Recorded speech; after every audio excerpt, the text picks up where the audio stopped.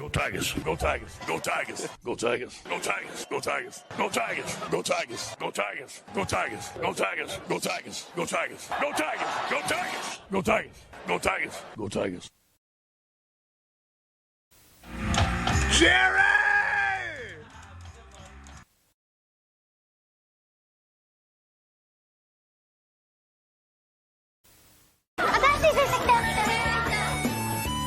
この惑星の子供たちと呼ばれる存在にはおはようございます。超授業でありんやそう全身でぶつかっていかなくてはならない。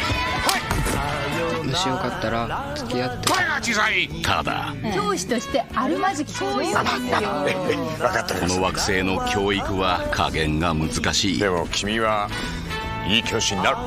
缶コーヒーのボスレインボーマウンテン。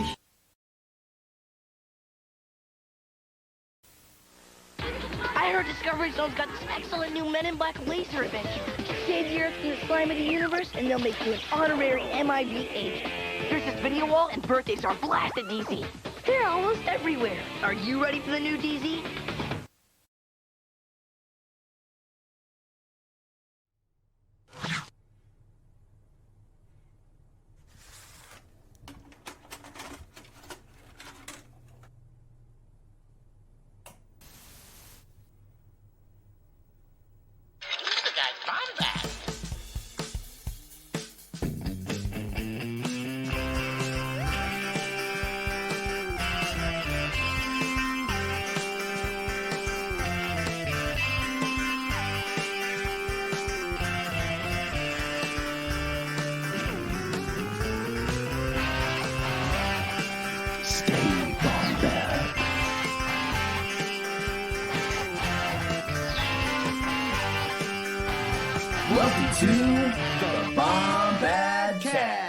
What's going on, Bombad fam? You know who it is. It's me, your boy, Scotty Jarrow. Let's get this over with. Every Thursday, you got this show. It's great, fantastic bit. Every other Saturday, you got this show. It's great, it's fantastic. Every Wednesday, you got this show. It's great, fantastic. What's going on, Jerry? How we doing? Do we enjoy the movie? Was it great? I'm pretty good. It was pretty great. It was a great movie. Great. I really movie. had no idea I didn't enjoy it as much as I did, but every second counted.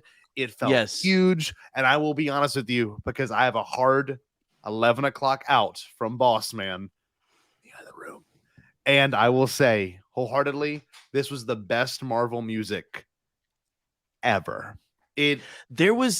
Holy cow. It was John Williams to me level of just like unique. Yeah. Well done. I mean, well, and I mean the way that they included some of the, and again, so this is full spoilers, which who knows how many spoilers we're even going to be able to get into, because me and Scotty we're about to turn into pumpkins. I've been up since 5 in the morning. Yep. And It's late for I you. worked till 5 p.m.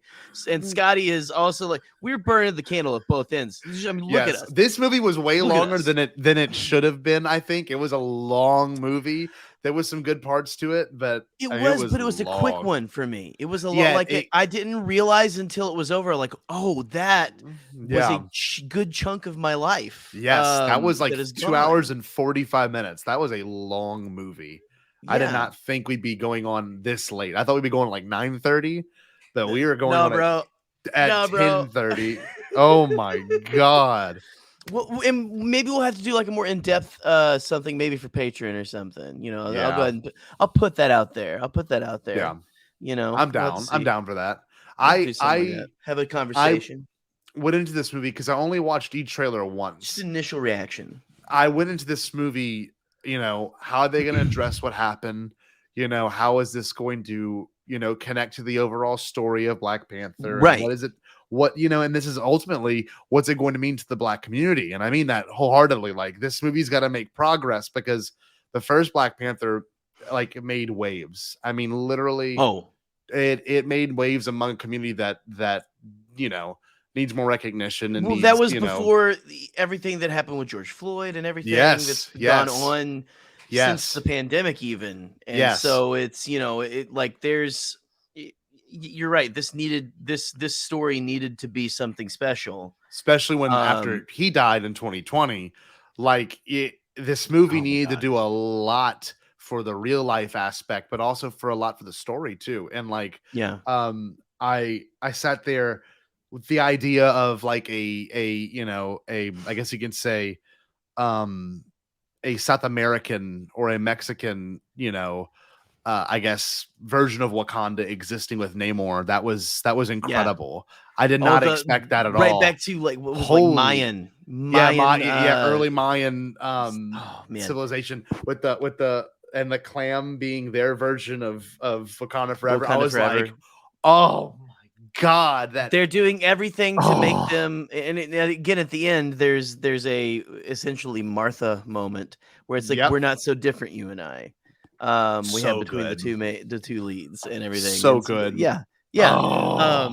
So one of my favorite scenes. He felt very Kylo Ren. Namor felt very Kylo Ren. Yeah.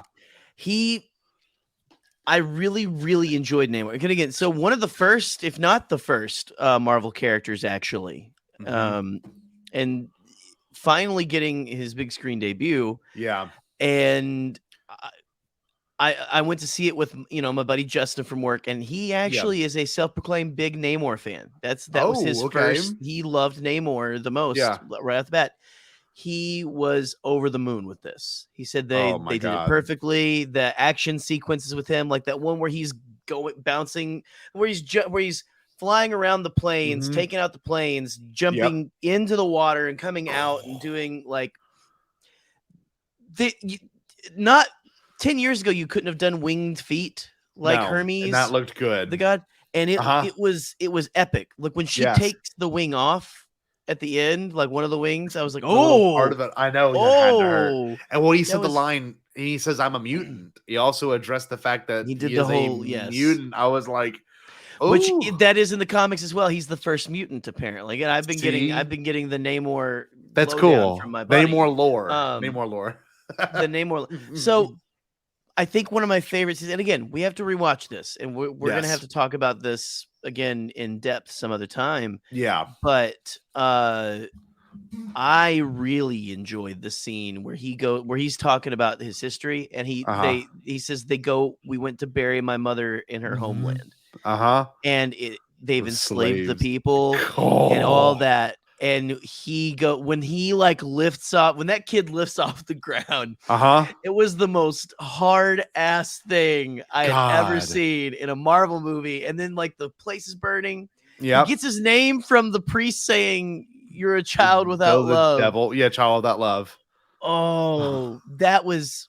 Well, the one part. I don't know what else to say except for like that made my brain go burr. It was like, bro. God, it was the part where the priest like did the sign of the cross the second they showed up. I'm like, this is so colonizing. This is so. Oh God, there was some unsettling stuff. I love how they talk about Everett Ross. The humor with the colonizer humor with Everett Ross, so good, is freaking hysterical. The way, my God! I had to see my favorite colonizer. Then she goes, "A colonizer in chains." Now I've seen everything. He's so pitch perfect. It's so pitch perfect. God, and Valentina. That was a good little moment. Got a big. Well, and also, did she say that she was his ex-wife? Yes. That's a thing. Huge. That is a thing. I was like, God. Hold on. And then she let herself in. They let herself in, and she bugged the beads. I was like, Jesus Christ! I've been privy to all your conversations. Well, it's so cool. The lady next to me, who was sitting next to me during the movie, she's like, "Who am I supposed to know who that is?" Because I guess she hasn't watched the TV shows. I leaned in and I told her, I said, "She's like the evil version of Nick Fury." Like she's getting together the anti-Avengers, and she's like, "Oh shit!" So she leans in, she's telling her other friend that she's with, and they're like, "No way!" I'm like, "Yeah, this is like a big deal." Like to have her be so heavily involved in this movie means that her role is only going to just skyrocket. And I think it's what's Thunderbolts? Is that going to be the name of their Thunderbolts is going to be her thing. That's going to be her thing with General Ross. Yeah, they're gonna have their own version of the Avengers, and like you're like that's a good way to explain to someone. But I mean, it's the anti-hero type of thing. Everyone's favorite. Everyone loves anti-heroes because they can do bad stuff and still be good. Yeah, it's heroes. But they're still basically heroes. They just say the F word more. goodness. But no, the whole this tied together thing. So I don't know. Like, is this the last movie of Phase 4? Mm-hmm. It is. This is a great cap. Oh yeah, This really is a great cap to it. This is and the comparison I'll make is this feels like the Winter Soldier of this phase. Oh my, Troy Jar. So Troy, I watched it with Troy, and we Troy, literally I just saw he said, "Yep." Yep. He literally said that. We said that when we first got there, where we were thinking it was going to be like this, and it was. Like, I guess we're full spoilers, so anyone that has not seen it, you should definitely leave. But when they go, like Nick, you need to go. Like this is a huge spoiler that I'm about to drop. Spoiling. This is a massive spoiler. Nicholas. This is when the theater went, what? When this happened. So bye, Nick. You've been warned. But please tell us you're gone. No, I gotta be quiet too, because Katie can't hear it. I'm gonna whisper it. When they go to the ancestral plane, and it's fucking Killmonger. I lost my. Because and he's like, he is the rightful heir. Oh, I am not gonna lie. The theater I was much in, tea.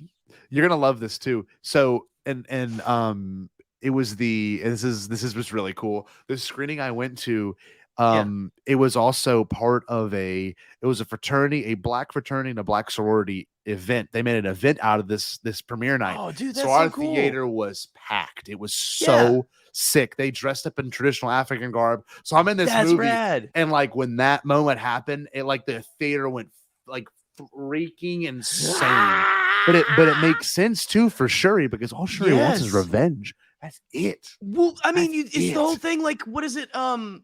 What's the other hero? Spider-Man, for corn's sakes. It's like we've got like so many heroes so many people have lost so much. We've lost so much.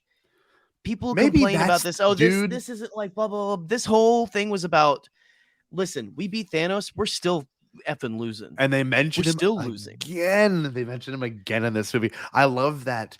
That's the thread, you know? And I mean, obviously we could talk about the very end of this movie to kind of close the thing out. I mean, we still got 10 minutes, I would say. But watching this movie felt like, you know, they had so much they needed to do, and they did so many unexpected things. Especially, here's another spoiler for anyone that hasn't seen it. I really advise you going, because the emotion go away. The emotional climax is when, of course, Queen what's her name? I want to say Angela Bassett. I know I don't remember her actual name. Just say Angela Bassett. When she drowns from Namor, I was like, saving Ironheart. Yeah, saving Riri Williams. Oh. By the way, how rad was Riri Williams in this? Like, how rad was Ironheart? Amazing. Like at the end, so cool. Oh my god! I'm so excited for Ironheart. That finale this has made me excited for everything to come. Yes, and we were talking about that too on the way home. Like, we have a lot to look forward to. But the one thing I will say, and maybe you'll agree with me, and I don't know, I think you maybe made this connection in my head. The thing about Phase 4 that I have not gotten the most joy out of is that when you watch phases 1 through 3, you felt that the connecting factor was the stones. Like, you kind of felt like they were always there. They always, went into the plot. Now, I don't know what this, I'm not saying that it needs a MacGuffin, but I'm saying it needs, maybe it's love and loss. Maybe that's the whole theme of Phase 4. But like, I feel like it's something deeper. Like it's not as much as a tangible thing. So you're watching these movies, and we talked after, Troy and I'm like, it didn't really have the MCU, like a lot of these movies can have. You know what I mean? Like that deep, like super connecting thread. But with this one, I mean, like emotionally, I mean, this movie put you through the ringer.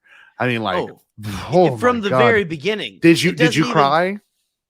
I was tearing up a lot. Yeah. I don't know if I was just, again, I am exhausted, so tears may not come out of the ducts because the ducts are overworked right now. That makes sense. But I mean, from the opening, like just the funeral of T'Challa. See, that hit that whole process. It's like I knew what it was, again. and then, but like, did you cry in that, or was it was more just like? It was for the first time, which I was expecting a triumphant opening, but for the first time with the silent Marvel, title card. It was, and you could hear a pin drop. And dude, in my theater, and it was just him. I was like, it's a moment of silence. Not what I was crying. That's not what I was crying. I'm like, this is just powerful. Like, because it didn't, I don't know. Like, I think the last time we had that was Infinity War, but at least there was like audio of like chaos happening in that one. This is the first one where it was just like pure silence and like just him and all of his some BTS shots of him laughing. I was like, oh my god. And then when it opens up on her trying to save him, right? God. Oh, and it was undisclosed, which was cool because just like when he passed, it was undisclosed, Yeah. No one really knew about it. But then to have that emotional gut punch of all of that, all of the loss we experience in this movie. Yep. The rise of Technoclon, or I'm trying to remember the exact name of the society. Yeah. And Namor. But also to reach the very end, she finally burns her the mourning clothes in. Yep. That's basically tradition of, or that's the ritual of, I'm done with this mourning period. I'm moving into a different relationship with these loved ones. I was so glad they didn't do the CGI Chadwick Boseman. I was definitely afraid. I was wondering if they were going to. Oh, I was so worried. I was like, can they pull it off if they do it? And then no. Way better. It's way more tasteful that they did that, because this is, and there's, you can argue about anything with like the Star Wars stuff that they've done or whatever with Carrie Fisher and all of that. I think there's extenuating circumstances for a lot of, like, Carrie Fisher was a woman of older age. Yes, it was a year or so. Like it was a long time before they did like Trust, recreations of her. And with I'm trying to think of that, like the Tarkin has had quite a bit of distance. But you think about Chadwick Boseman, how close it was to everything when it happened in the middle of this pandemic. That honestly is still not done. No, it's still not. Truly not done. No, it's not. It's just people are just we're kind of moving along. But I'm glad that they didn't as well, because I was wondering what they were going to do. I'm like, are we going to, am I going to be, I don't think I would have been necessarily upset, so tasteful, but I think that this was way more, it's way more tasteful. It was way more, it sets up for another generation. And of course it gives, and this is the best part, it gives young kids who are African-American or Black, or however I guess you could say it, something to be able to look forward to and then identify with, which is like the American kids. Ultimately, everyone ultimately makes that better for anyone that wants to be inspired. Like, I do love that Shuri got the I guess rightful heir of Black Panther. That was perfect. I love that. But to then set up, young Avengers, to then set up other generations who can enjoy this story later. When Nakia shows up behind her in that post credit, in that mid credit, you see that little kid, and you see the kid, that's when I think I got the most feels and like teared up the most, is when he goes, "I'm T'Challa, son of King T'Challa." And that's what the Queen wanted to tell her about the fire. You remember that when she was like, "I've got something to tell you. I have something to tell you." Yeah, and then Namor shows up. But Nakia talking about, hey, we talked about this. Me and me and T'Challa. And this is what we decided. We wanted him to grow up far away from that pressure. Yep. Holy shit, man! But I mean, it's just beautiful. Beautiful ending. No one knows about him except for now just Shuri. Just Shuri. The greatest Auntie thing Shuri in the world. And like, you can be such a good auntie. you can do so much with the third movie with that idea. Like he gets kidnapped or something happens. Like there's so many things now to where you can like really like include that person, that kid as a much deeper character. Yeah. And they found a kid that looked just like Chadwick Boseman. Same like facial structure, same like mouth and smile. Like, oh my God. Like I mean, they always outdo themselves, but like for them to end on the thing burning and then you see the credits roll, and I'm like, what's this mid-credit scene going to be like? How good can it be? Like, is it going to set up the next movie? Even better. It finalizes the movie you're watching. It like perfectly puts a bow on it. And like, God. I read a little bit of an article, they didn't want to burden this with, look, we watched the movie, we made our film, we told our story. We're not going to do some little teaser at the end. Nope. Because again, this one was for Chadwick. 100%. And I think they honored him greatly, and it was all of us needed that. Yeah. And again, this is a man. This is a person who had his own real life and person. Everything. We're not. We don't know him, but he meant something to all of us. And yes, and he dedicated. You got to think good. like even through these movies, he was struggling with this illness, and he dedicated his time to making sure that kids and people were inspired by this character. And then it continued through. And Troy brought up a great comment. I was gonna bring that one up. Just about to. Amazing. M'Baku is incredible. Like whenever, and I was one of the things that warmed my heart was when he said, "Your brother and I talked about how he wants me to be here for you." Oh man, M'Baku is one of my favorite like characters just in the entire MCU. Yeah, and everything. Like when he hilarious. Like from the moment he shows up, he's very like eating the we will go get this. I say let's get this fish man and kill him. That's so good. So good. There was some things that honestly felt super Star Wars too in this, and I know this is a Star Wars centric show, but like there was just some really like Utagunga, like that felt like tis a hidden city, and had that vibe. And there was one line that I thought was very peculiar about. They said it's the power of the sun, underwater when he described that thing. And I'm like, Doc-ock, a little like that's a little Doc-ocky to me. I don't know. And the palm of my hand.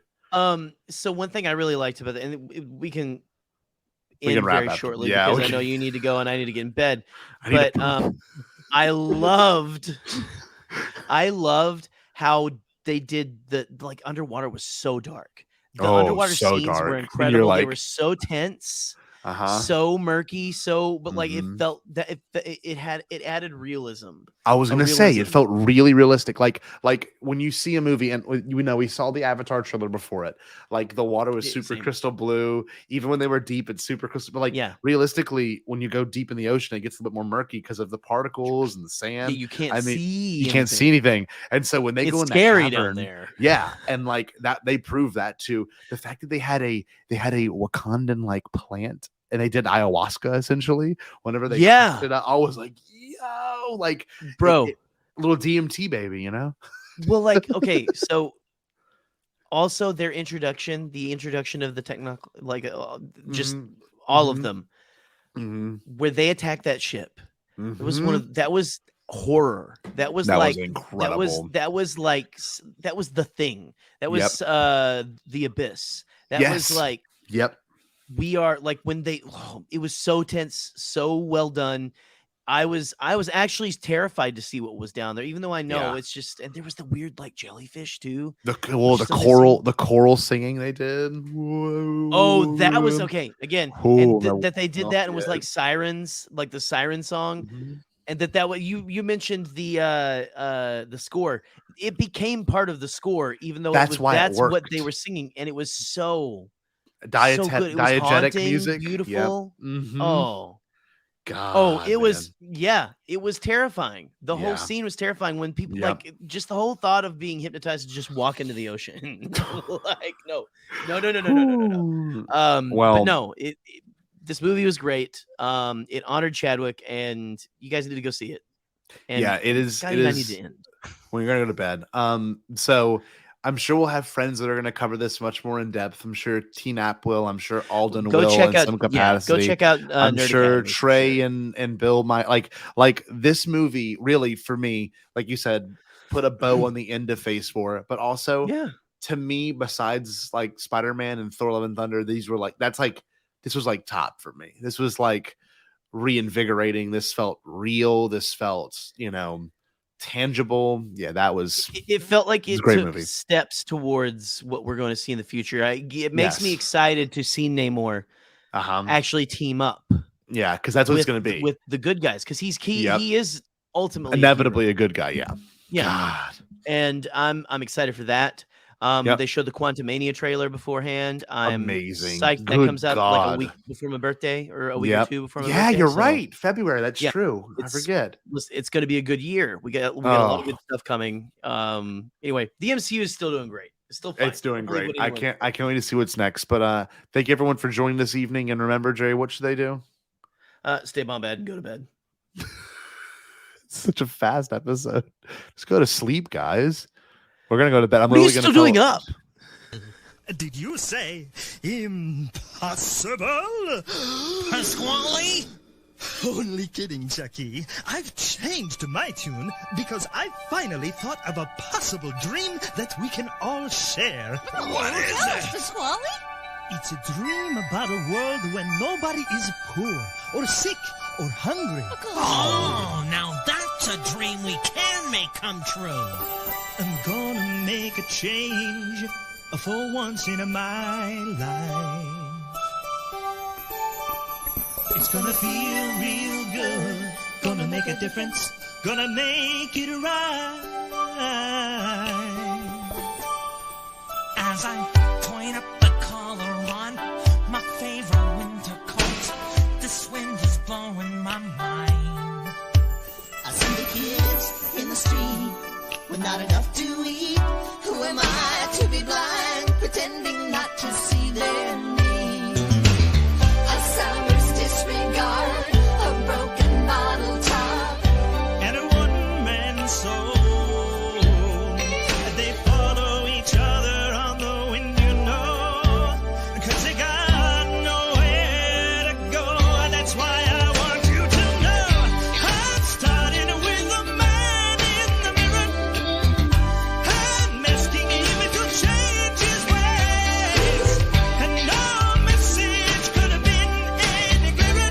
If you want to make the world a better place, take a look at yourself and then make a change. I'm starting with the man in the mirror. oh yeah, I'm asking him to change his ways. Come on, change. no message could have been any clearer.